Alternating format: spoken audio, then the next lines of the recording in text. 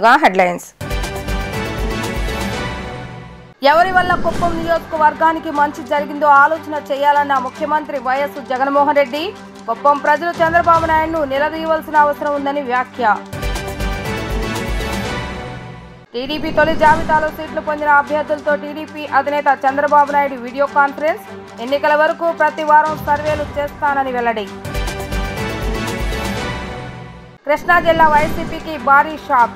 చంద్రబాబు నాయుడు సమక్షంలో పార్టీ కండువా కప్పుకున్న పెనమలూరు ఎమ్మెల్యే పార్థసారథి. ప్రభుత్వ పథకాలను వివక్ష లేకుండా అందిస్తున్న మనసున్న ప్రభుత్వం తమదని సీఎం జగన్ అన్నారు. 57 నెలల్లో కుప్పంలోని అక్కా చెల్లెముల ఖాతాలోకి 1400 కోట్ల జమ చేశాం. నా మీద కోపం వస్తే చంద్రబాబు నాయుడు పులివెందులను తిడతాడు, కానీ కుప్పాన్ని నేను ఏ రోజు ఏమీ అనలేదని ఆయన వ్యాఖ్యానించారు. ఈ సందర్భంగా ముఖ్యమంత్రి వైఎస్ జగన్మోహన్ రెడ్డి మాట్లాడుతూ, సిబిఎన్ పాలనలో ₹1 ఖాతాలో పడిందా, పెన్షన్లు ఇంటికి వచ్చాయా, ఆర్బీకే వ్యవస్థ ఉందా, విలేజ్ క్లినిక్లు ఉన్నాయా, ప్రజలు ఆలోచించాలని కోరారు. శ్రీశైలం ప్రాజెక్టు నుంచి హంద్రినీవా ద్వారా కుప్పానికి నీరు అందించినట్లుగా సీఎం జగన్ తెలిపారు. 672 కిలోమీటర్ల దూరం నుంచి కృష్ణా జలాలను ఇక్కడికి తెచ్చామని, చరిత్రలో ఇది సువర్ణ అక్షరాలతో లిఖించదగ్గ పరిణామం. కుప్పానికే నీళ్లు ఇవ్వలేని చంద్రబాబు నాయుడు రాష్ట్రానికి ఏం చేస్తాడు? ఇన్నాళ్లు చంద్రబాబు నాయుడు భరించిన కుప్పం ప్రజల సహనానికి నా జోహార్లు. సొంత నియోజకవర్గం ప్రాజెక్టుల్లోనూ చంద్రబాబు నాయుడు దోచుకున్నాడని మండిపడ్డారు. ఈ కుప్పం నియోజకవర్గానికి నీళ్లు అందించే ఒక గొప్ప కార్యక్రమం ఈ రోజు ఒక పండుగ వాతావరణంలో ఈ రోజు జరుపుకుంటా ఉన్నాం.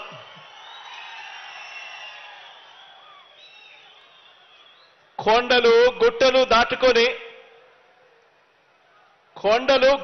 దాటుకొని ఏకంగా 672 కిలోమీటర్ల దూరంలో ఉన్న శ్రీశైలం ప్రాజెక్టు నుంచి హంద్రినీవా సృజన సమితిలో భాగంగా కృష్ణమ్మ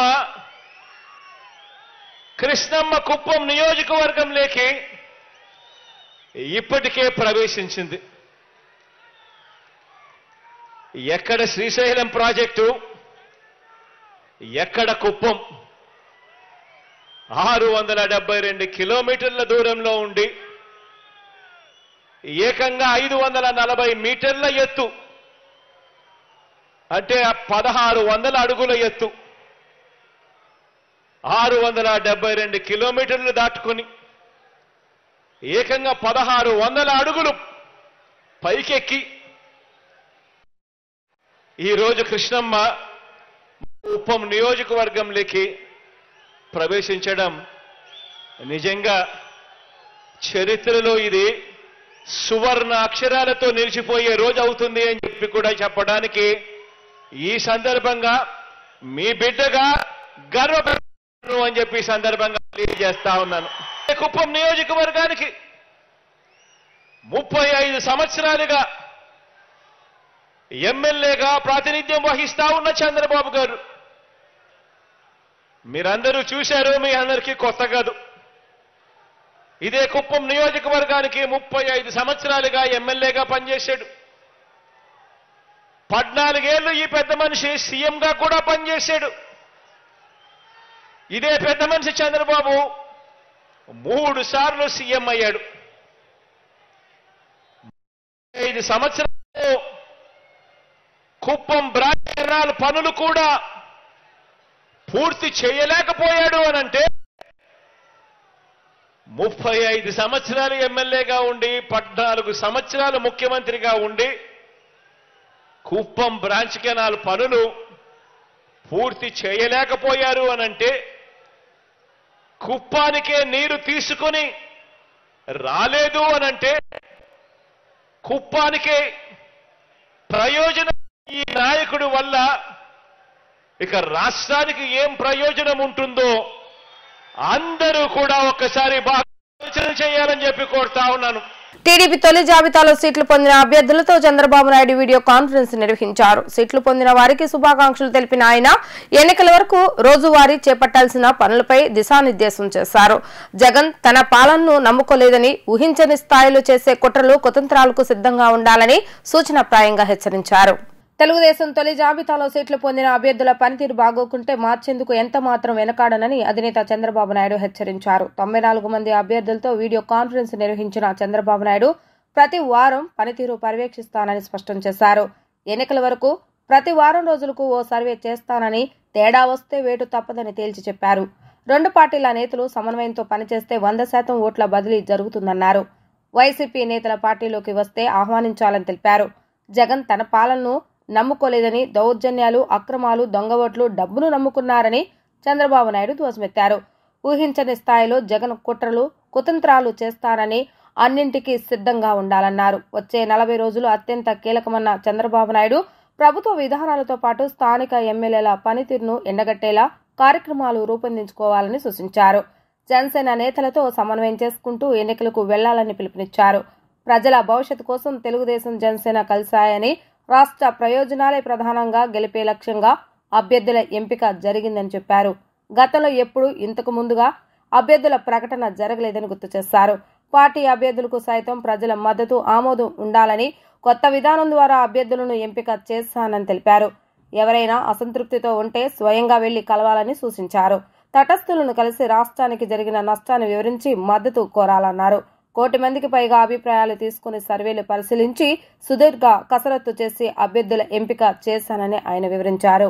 రాష్ట్రం తిరిగి అభివృద్ధి బాట పట్టాలంటే చంద్రబాబు నాయుడు ద్వారా మాత్రమే సాధ్యమని నమ్మి తాము తెలుగుదేశం పార్టీలో చేరుతున్నట్లుగా వైసీపీ ఎమ్మెల్యే పార్థసారథి పేర్కొన్నారు. బిడ్డల భవిష్యత్తు కోసం రానున్న ఎన్నికల్లో రాష్ట్ర ప్రజలంతా చంద్రబాబు నాయుడును ముఖ్యమంత్రి చేయవలసిన అవసరం ఉందని ఆయనతో పాటు టీడీపీలో చేరిన ప్రముఖ నాయకులు అన్నారు. అధికార వైఎస్ఆర్ కాంగ్రెస్ పార్టీకి ఆ పార్టీ నేతలు షాక్ మీద షాక్లు ఇస్తున్నారు. ఎన్నికల నాటికి ఆ పార్టీలో ఎంతమంది ఉంటారో తెలియని పరిస్థితి కనిపిస్తోంది. పెనమలూరు ఎమ్మెల్యే ప్రముఖ బీసీ నాయకుడు కొలుసు పార్థసారథి, విజయవాడ నగర వైఎస్ఆర్సీపీ అధ్యక్షుడు బొప్పన భవకుమార్, ఖమ్మ కార్పొరేషన్ మాజీ చైర్మన్ తుమ్మల చంద్రశేఖర్, టీడీపీ జాతీయ ప్రధాన కార్యదర్శి యువనేత లోకేష్ సమక్షంలో తెలుగుదేశం పార్టీ తీర్థం పుచ్చుకున్నారు. ఉండవల్లిలోని నివాసంలో 3 నేతలకు లోకేష్ పసుపు కండువాలు కప్పి సాదరంగా పార్టీలోకి ఆహ్వానించారు. రాష్ట్రం తిరిగి అభివృద్ధి బాట పట్టాలంటే చంద్రబాబు నాయుడు ద్వారా మాత్రమే సాధ్యమని నమ్మి తాము తెలుగుదేశం పార్టీలో చేరుతున్నట్లుగా వారు పేర్కొన్నారు. బిడ్డల భవిష్యత్తు కోసం రానున్న ఎన్నికల్లో రాష్ట్ర ప్రజలంతా చంద్రబాబు నాయుడును ముఖ్యమంత్రిగా చేయవలసిన అవసరం ఉందని తెలిపారు. రాష్ట్ర భవిష్యత్తు కోసం టీడీపీతో కలిసి పనిచేసేందుకు వచ్చిన పార్థసారథి, భవకుమార్, చంద్రశేఖర్తో పాటు చేరిన నాయకులకు లోకేష్ అభినందనలు తెలిపారు. తెలుగుదేశం పార్టీలో అన్ని వర్గాలకు సముచిత ప్రాధాన్యత, గౌరవం ఉంటాయని చెప్పారు. రాష్ట్రంలో అరాచక పాలన కొనసాగుతుందని నూజివీడు తెలుగుదేశం అభ్యర్థి కొలుసు పార్థసారథి విమర్శించారు. అరాచక పాలనకు చరమగీతం పాడవలసిన సమయం ఆసన్నమైందని ఆయన అన్నారు. రాష్ట్ర అభివృద్ధి తెలుగుదేశం, జనసేనతోనే సాధ్యమన్న ఆయన అందుకే తెలుగుదేశం పార్టీలో చేరుతున్నానని తెలిపారు. నూజివీడులో తెలుగుదేశం జెండా ఎగరవేస్తామని స్పష్టం చేశారు. కొలుసు పార్థసారథి, కేశినేని చిన్ని, ఇతర నాయకులు పడమట ఎన్టీఆర్ సర్కిల్ వద్దకు చేరుకొని ఎన్టీఆర్ విగ్రహానికి పూలమాలలు వేశారు. పార్థసారథిని ఇప్పటికే నూజివీడు అభ్యర్థిగా చంద్రబాబు నాయుడు ప్రకటించారు. ఎన్టీఆర్ సర్కిల్ నుంచి చంద్రబాబు నాయుడు నివాసం వరకు భారీ ర్యాలీ చేపట్టారు. తెలుగుదేశం పార్టీలో చేరుతున్న సందర్భంగా మొట్టమొదటిసారిగా టికెట్ అనౌన్స్ చేసిన మా పార్థసారథి గారు, అట్లాగే యార్లగడ్డ వెంకటరావు, గద్దె రామ్మోహన్ గారు, వీళ్ళందరూ కూడా గెలుపు బాటలో ముందుకు నడుస్తూ వైసీపీ పార్టీకి దడదల్లాడే పరిస్థితి తీసుకొచ్చే కారణం ముఖ్యంగా కూడా సారథి గారిని చెప్పుకోవాలి. ఈ సారథి గారి నాయకత్వంలో ఇక్కడ ఉన్న ప్రతి ఒక్కళ్ళు కూడా ఈ జిల్లా మొత్తం కూడా సీట్లు గెలవడానికి మేమంతా వాళ్ళకి వెన్నంటిగా ఉండి, ఇక్కడ ఇచ్చిన అభ్యర్థులకి వెన్నంటిగా ఉండి మేము ముందుకు నడుస్తామని తెలియజేస్తూ పార్టీలో ఏ విషయం ఉన్నా అందరం కలిసే ముందుకు నడుస్తామని చెప్పి తెలియజేస్తాం. రాబోయే ఎన్నికల్లో టీడీపీ గెలుపు ఖాయమని అమరావతి కాపునాడు రాష్ట్ర అధ్యక్షుడు సుంకర శ్రీనివాసరావు తెలిపారు. కాపులను చులకనగా చూసిన వైసీపీ గద్దె దించేందుకు కాపులంతా సిద్ధంగా ఉన్నారని చెప్పారు. గవర్నర్పేటలో నూతనంగా ఏర్పాటు చేసిన అమరావతి కాపునాడు రాష్ట్ర కార్యాలయం ప్రారంభమైంది. మాజీ ఎమ్మెల్యే బొండా ఉమాకు తమ సంపూర్ణ మద్దతు ఉంటుందని సుంకర శ్రీనివాసరావు తెలియజేశారు. గతంలో వైసీపీ కోసం పనిచేస్తానని, అయితే ఆ పార్టీలో తనకు సరైన ప్రాధాన్యత ఇవ్వలేదన్నారు. అందుకే బయటకు వచ్చానని, రాబోయే ఎన్నికల్లో బొండా ఉమా గెలుపుకు కృషి చేస్తామన్నారు. ఎన్ని మాయ కుట్రలు చేసినా వెల్లంపల్లి శ్రీనివాసరావు గెలవలేరని జోసన్ చెప్పారు. కాపులంతా బొండా ఉమా వెంటే ఉంటారని స్పష్టం చేశారు. సొంత నియోజకవర్గంలో ప్రజలు చీకొడితే ఇక్కడికి వచ్చి సెంట్రల్ నియోజకవర్గంలో బొండా ఉమాని ఎదుర్కోవడం అనేది అసాధ్యం. కృష్ణార్జునులాగా బొండమ్మ గారిని అండగా నా వంతు అమరావతి రాష్ట్ర కాపునాడు అధ్యక్షుడిగా పూర్తి సహాయ సహకారాలు అందిస్తాను. దాంట్లో ఎటువంటి ఆయన ఆలోచించాల్సిన అవసరం లేదు. కనుక ఒకటి మాత్రం చెప్పగలుగుతున్నాం, విజయవాడ గతంలో చెప్పా 150 సీట్లు వస్తున్నాయి. అసెంబ్లీ కార్పొరేషను వీళ్ళంతా నా నాయకులు అడిగితే పెద్దిరెడ్డి రామచంద్ర ఉదయభవన్ గారు అడిగితే 45 నుంచి 50 వస్తున్నాయన్న 64 కార్పొరేటర్ 49 వచ్చిన సవాళ్ళు కూడా ఇచ్చా. ఆ రోజున ఆ పరిస్థితి. ఇవాళ నేను చెబుతున్నా, ఇక్కడ వెల్లంపల్లి శ్రీనివాసరావు ఎన్ని జిమ్మికులు చేసినా, ఎంత అరాచకం చేసినా నువ్వు ఎట్టి వరుసలు గెలవు. బ్యాంకింగ్ రంగంలో 30 ఏళ్ల క్రితం ప్రవేశపెట్టిన ఉద్యోగుల పెన్షన్ స్కీమ్ ను నేటి వరకు నవీకరణ చేయలేదని ఏఐబీఆర్ఎఫ్ జాతీయ అధ్యక్షులు ఎస్ఎం దేశపాండే, ప్రధాన కార్యదర్శి షర్బత్ చాంద్ జైన్ తెలిపారు. కేంద్ర రాష్ట్ర ప్రభుత్వ ఉద్యోగులు, ప్రభుత్వ రంగ సంస్థల ఉద్యోగుల పెన్షన్ నవీకరణ క్రమం తప్పకుండా జరుగుతుండగా బ్యాంకింగ్ రంగంలో మాత్రం అమలు కావటం లేదన్నారు.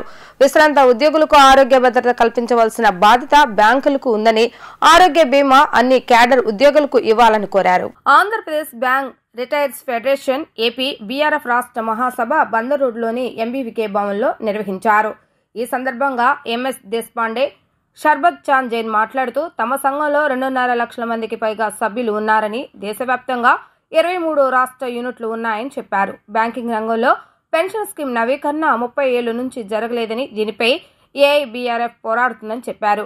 ప్రభుత్వంతో చర్చలు జరుపుతున్నామని, పెన్షన్ నవీకరణ బదులు పరిహారం గురించి వారు ప్రతిపాదించడం జరిగిందని, దానికి సంబంధించిన పూర్తి సమాచారం రాలేదన్నారు. హెల్త్ ఇన్సూరెన్స్ బ్యాంకులోని అన్ని క్యాడర్ ఉద్యోగులకు ఇవ్వాలని, బ్యాంక్ ఎక్కువ కాంట్రిబ్యూషన్ చేయాలన్నారు. ఎన్ఎస్ఎన్ రెడ్డి, విశ్వనాథ్ నాయక్ మాట్లాడుతూ ఏపీలో దాదాపు 11,000 మంది విశ్రాంత బ్యాంకు ఉద్యోగులు ఉన్నారని, అందులో 8,000 మంది తమ సంఘ సభ్యులని పేర్కొన్నారు. బ్యాంక్ పెన్షనర్లకు గత 25 సంవత్సరాల నుంచి పెన్షన్లో పురోగతి లేదని, పెరిగిన ధరల నేపథ్యంలో కుటుంబ పోషణ, నిర్వహణ కష్టంగా మారిందన్నారు. ప్రతి వ్యక్తికి ఆరోగ్య బీమా అనేది కావాలని, ఆ అవసరంగా బ్యాంకుకు ఉందని, కానీ బ్యాంకులు బీమా సదుపాయం తమకు ఇవ్వకుండా ప్రీమియం తమనే కట్టుకోమంటున్నారని విశ్రాంతి ఉద్యోగులపై భారం మారిందన్నారు. In today's date, when we are meeting, our burning issues are about updation of pension and health insurance, because we all are senior citizens organization, and very peculiar and very specific object of our trade union, our retiree colleagues who are at the senior age, 70 plus, 75 plus, 80 plus, our major issue, updation, though the pension schemes came in the bank in 1995, even after almost 30 years, updation has not taken place in the banking industry. Though in all other sectors, including central government, state government, public sector undertaking, everywhere, updation is a regular feature in the pension schemes.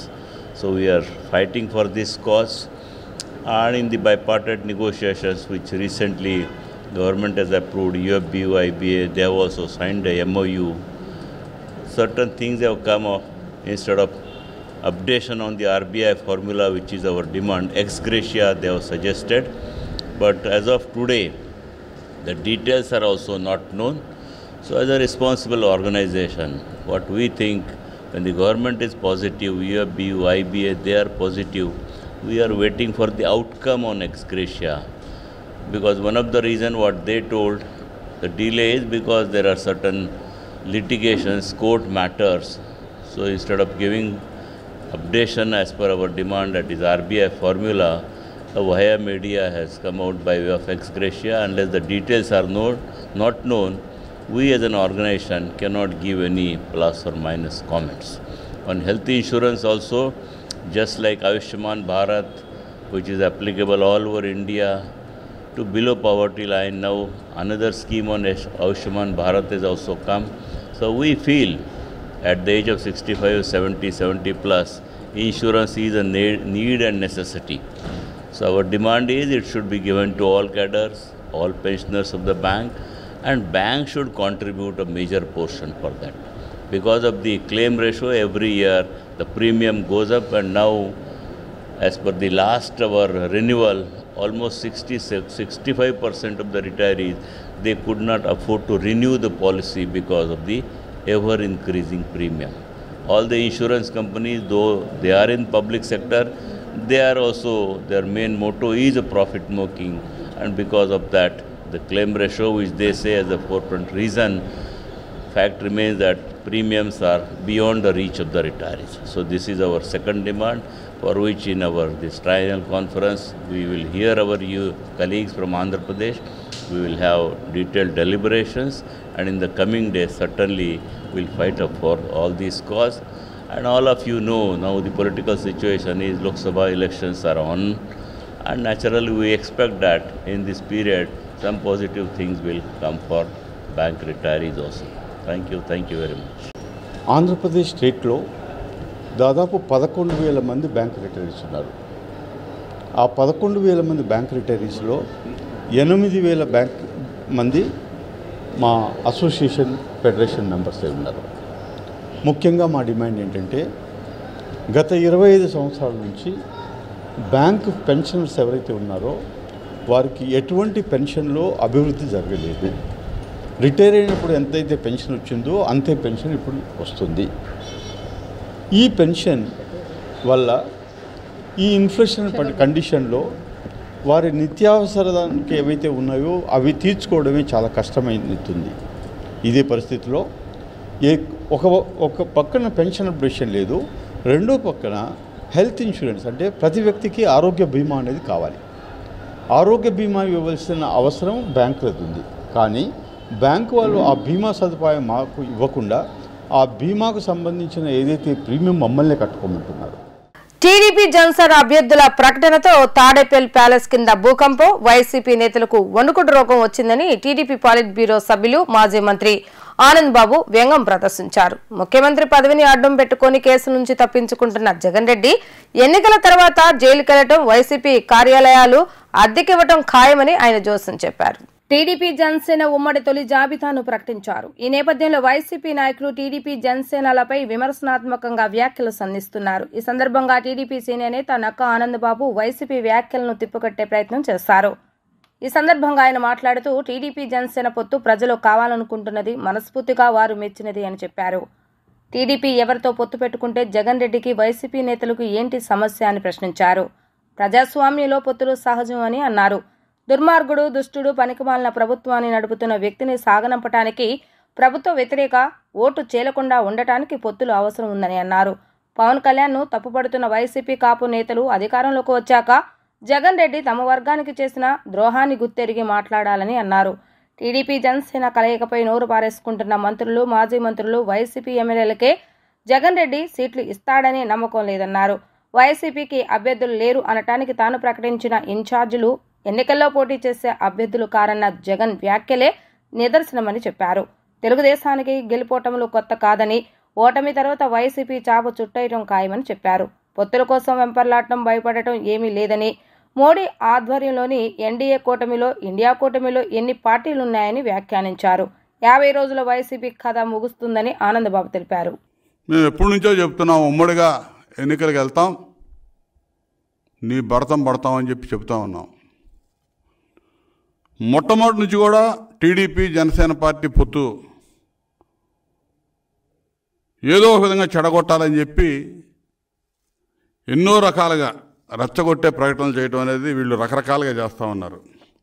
నెలల తరబడి పుంకాలుగా చేస్తూ వచ్చారు. ఈరోజు కూడా మా పొత్తులో ఈ సీట్ల గురించి ప్రకటన చేసిన తర్వాత తాడేపల్లి ప్యాలెస్ నుంచి సద్దల పాడిన పాచిపాటే పాడాడు. మళ్ళా వరుస పెట్టి వచ్చారు ఒక్కొక్కడు. సద్దల, వైవి సుబ్బారెడ్డి, అంబటి రాంబాబు, రోజా, గంటకోడు, అరగంటకోడు వచ్చాడు. ఇదంతా కూడా చూస్తూ ఉంటే వీళ్ళు ఎంత భయపడిపోతా ఉన్నారో అర్థమవుతోంది. 175 సీట్లు వస్తాయని చెప్పి గొప్పలు పోతున్న వైసీపీ మా సీట్లు, మా పొత్తులు చూసి ఎందుకు అడుగుతూ ఉన్నారు మీరు? అసలు ఏం పని మీకు? ఈ రాష్ట్రంలో రాజకీయ పార్టీలుగా సుదీర్ఘ అనుభవం ఉన్నటువంటి చంద్రబాబు నాయుడు గారు, అదేవిధంగా ఒక యువ నాయకుడిగా ఉన్నటువంటి పవన్ కళ్యాణ్ గారు ఇవాళ పొత్తుతో ముందుకు వస్తూ ఉన్నాం. ఇదేం పెద్ద నేరం కాదే. నీకెందుకు? నీకు దమ్ము ధైర్యం ఉంటే నువ్వు ఈ 5 ఏళ్ళు ఏమి ఓడబీకావో, ఈ రాష్ట్రానికి ఏం చేసావో చెప్పుకొని ప్రజల్లో పో. ఇక్కడ రెచ్చగొట్టే మాటలు, రెచ్చగొట్టే ప్రకటనలు, పవన్ కళ్యాణ్ గారిని, జనసేన పార్టీని ఏదో ఒక విధంగా రెచ్చగొట్టాలని మీడియా, సోషల్ మీడియా రకరకాలుగా నీ పేమెంట్ బ్యాచ్ని పెట్టుకొని అడ్డగోలుగా మాట్లాడుతూ ఉన్నారు. సిగ్గుండాలి అసలుకి. మీరు ఒక రాజకీయ పార్టీగా ఈ విధంగా చేయడానికి సిగ్గుండాలి. ఇవాళ 118 స్థానాలు మేము పోటీ చేయబోతా ఉన్నామని చెప్పి 24 స్థానాలు జనసేన పార్టీ, అదేవిధంగా ఈరోజు 94 స్థానాలకు తెలుగుదేశం పార్టీ, 5 స్థానాలకు జనసేన, 99 సీట్లు ఒకేసారి ప్రకటించేసరికి వీళ్ళకి ప్యాంట్లు దడుస్తూ ఉన్నాయి. ఇది వాస్తవం. మా నాయకుడు సుదీర్ఘంగా కసరత్తు చేసి పెట్టినటువంటి అభ్యర్థులను చూస్తే వీళ్ళకి వణుకు మొదలైంది. దృశ్య వేదిక ఆధ్వర్యంలో నెల రోజుల కార్యక్రమంలో భాగంగా ఆదివారం నాడు గాంధీనగర్లోని హనుమంతరాయ గ్రంథాలయంలో ప్రదర్శించిన సాంప్రదాయ నృత్యాలు ఆకట్టుకున్నాయి. శారదా నృత్య కళాపీఠం వ్యవస్థాపకులు ఏ సంతోష్ ఆధ్వర్యంలో శివలీలా వైభవ్ నృత్య రూపకం ప్రదర్శించారు. శివుని లీలలను వివరిస్తూ నృత్య రూపకం సాగింది. రెండో ప్రదర్శనగా నాట్యాచారిణి యాళ్ల జోస్యుల అనురాధ బృందం ప్రదర్శించిన జడుకోలతో కరంగా లంబాడి నృత్యం, పట్నమెల్లి, వచ్చినోడి నీలమ్మ నీలమ్మ తదితర ప్రదర్శనలు జరిగాయి. ఈ సభకు ముఖ్య అతిథిగా విచ్చేసిన డాక్టర్ గుమ్మ సాంబశివరావు మాట్లాడుతూ భారతీయ నాట్య వైభవాన్ని చాటి చెప్పారు.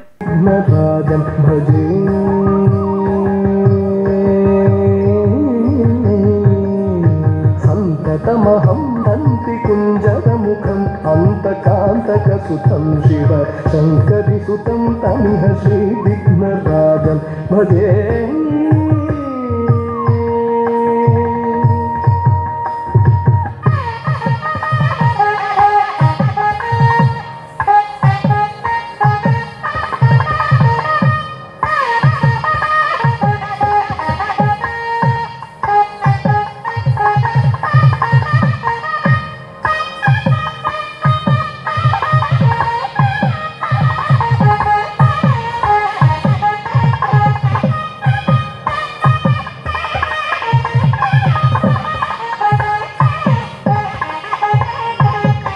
విఘ్నరాజం భజే.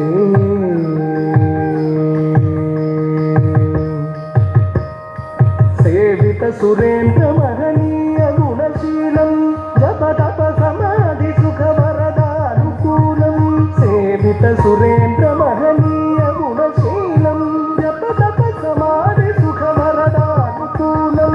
భావిత సురముని గణ భక్త పరిపాలం భయంకర విషంగమాతంగ పురకాలం. భావిత సురముని గణ భక్త పరిపాలం భయంకర విషంగమాతంగ పురకాలం. తంపుడు జొన్నాల తోటి బోరన్న జొన్న బొబ్బ వండుకుంటాం.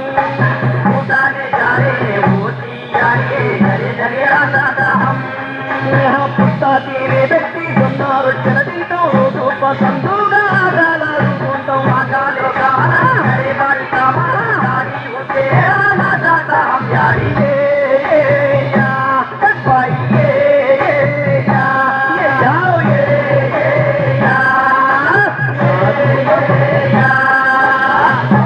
లంబాడు బోరన్న చూడు పంజారు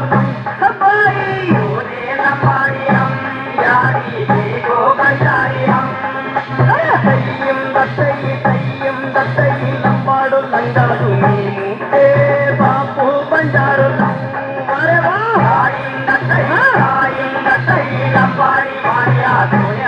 ఈ నెల 27న చేపట్టిన చలో విజయవాడ కార్యక్రమాన్ని తాత్కాలికంగా వాయిదా వేస్తున్నామని ఏపీ ఎన్జీఓ నాయకులు తెలిపారు. ప్రభుత్వం ఇచ్చిన హామీ మేరకు తాత్కాలిక వాయిదా వేస్తామని చెప్పారు. ఉద్యోగుల మీద పెట్టిన కేసులు బేషరతుగా రద్దు చేయాలని కోరారు. 27న చేపట్టిన చలో విజయవాడ కార్యక్రమం తాత్కాలికంగా వాయిదా వేస్తున్నామని ఏపీ ఎన్జీఓ అసోసియేషన్ అధ్యక్షులు బండి శ్రీనివాసరావు వెల్లడించారు. ప్రభుత్వం రాతపూర్వక హామీ ఇవ్వటం వల్ల ఈ నిర్ణయం తీసుకున్నామని తెలిపారు. విజయవాడ గాంధీనగర్లో అసోసియేషన్ కార్యాలయంలో ఏర్పాటు చేసిన విలేకరుల సమావేశంలో మాట్లాడిన ఆయన ఉద్యోగులపై పెట్టిన కేసులను ఖండిస్తున్నామని, ఈ కేసులకు నిరసనగా ఈ నెల 27న అన్ని కలెక్టర్ కార్యాలయాల వద్ద ఆందోళన చేస్తామన్నారు. మార్చి 31 కల్లా పెండింగ్ బిల్లులు క్లియర్ చేస్తామని ప్రభుత్వం చెప్పిందని, మళ్లీ ప్రభుత్వంతో చర్చలు చేసి సమస్యల పరిష్కారం కోసం కృషి చేస్తామన్నారు. ఈ నెల 27వ తారీఖున చలో చెలో విజయవాడ ప్రోగ్రాంని పిలుపునివ్వటం మీ అందరికి కూడా తెలిసినటువంటి విషయమే. మరి దీనిలో భాగంగా ప్రభుత్వం 2 దఫాలుగా జాయింట్ స్టాఫ్ కౌన్సిల్ సమావేశాలని నిర్వహించటం, మొదటిసారి జాయింట్ స్టాఫ్ కౌన్సిల్ మీటింగ్లో మేము పేమెంట్స్కి సంబంధించినటువంటి జీపీఎఫ్లు కానీ, ఏపీజీఎల్ఐలు కానీ, అలాగే మెడికల్ రీయింబర్స్మెంట్ బిల్లులు కానీ, సరెండర్ లీవులు కానీ, వీటన్నిటికి సంబంధించి క్లాస్ 4కు సంబంధించి ఒక 60 కోట్లు, అలాగనే సిపిఎస్ వాళ్ళకి సంబంధించి ఒక 100 కోట్లు, అలాగనే మెడికల్ బిల్స్కి సంబంధించి ఒక 70 కోట్లు పేమెంట్స్ ఇవ్వడం జరిగింది. అదేవిధంగా రెండోసారి సమావేశం ఆ రోజు మేము ముఖ్యంగా మాకు 30% ఇంటీరియం రిలీఫ్ ఇవ్వాల్సిందే, అలాగనే మా కాంట్రాక్ట్ ఉద్యోగులు రెగ్యులరైజ్ చేయాల్సిందే, అదేవిధంగా 1/9/2004కు ముందు ఉన్నటువంటి సిపిఎస్ ఉద్యోగుల్ని ఓపీఎస్ ఉద్యోగులుగా మార్చాల్సిందే, ఎడిషనల్ క్వాంటమ్ ఆఫ్ పెన్షన్ను తగ్గించినటువంటి దాన్ని ఇవ్వాల్సిందేనని ఆ రోజు గట్టిగా డిమాండ్ చేయడం జరిగింది. అయితే ఆ రోజు ఉన్నటువంటి గ్రూప్ ఆఫ్ మా మినిస్టర్స్ కానీ, అలాగనే చీఫ్ సెక్రటరీ గారు కానీ మేము దీని మీద ఒక నిర్ణయం తీసుకొని ఆ తర్వాత మేము ప్రకటిస్తామని వారు చెప్పడం జరిగింది. మరి దానిలో భాగంగా ఇప్పటికీ 13 జాయింట్ స్టాఫ్ కౌన్సిల్ సమావేశాలు జరిగినాయి. ఏ రోజు కూడా జాయింట్ స్టాఫ్ కౌన్సిల్ మీటింగ్లో రిటర్న్గా ఏ రోజు కూడా ఇచ్చినటువంటి దాఖలాలు లేవు. ప్రప్రథమంగా మేము చేసేటువంటి ఉద్యమంలో భాగంగా ప్రభుత్వం ఒక మెట్టు దిగి మేము రిటర్న్గా ఇస్తామని అనేసి మిడిసి ఇవ్వడం జరిగింది. ఇది ఏపీజేఈసీ పూర్తి విజయమని నేను అన్నగానే కొంతవరకు మేము సాధించినటువంటి విజయాన్ని మాత్రం చెప్పక తప్పదు. అదేవిధంగా మేము పోరాటం చేశాం కాబట్టే పిఆర్సీ కమిషన్కి స్టాఫ్ను కూడా కేటాయించడం జరిగిందని తెలియజేస్తున్నాము. ఎవరి వల్ల కుప్పం నియోజకవర్గానికి మంచి జరిగిందో ఆలోచన చేయాలన్న ముఖ్యమంత్రి వైఎస్ జగన్మోహన్ రెడ్డి కుప్పం ప్రజలు చంద్రబాబు నాయుడును నిలదీయవలసిన అవసరం ఉందని వ్యాఖ్య. టీడీపీ తొలి జాబితాలో సీట్లు పొందిన అభ్యర్థులతో టీడీపీ అధినేత చంద్రబాబు నాయుడు వీడియో కాన్ఫరెన్స్. ఎన్నికల వరకు ప్రతి వారం సర్వేలు చేస్తానని వెల్లడి. కృష్ణా జిల్లా వైసీపీకి భారీ షాక్. చంద్రబాబు నాయుడు సమక్షంలో పార్టీ కండువా కప్పుకున్న పెనమలూరు ఎమ్మెల్యే పార్థసారథి.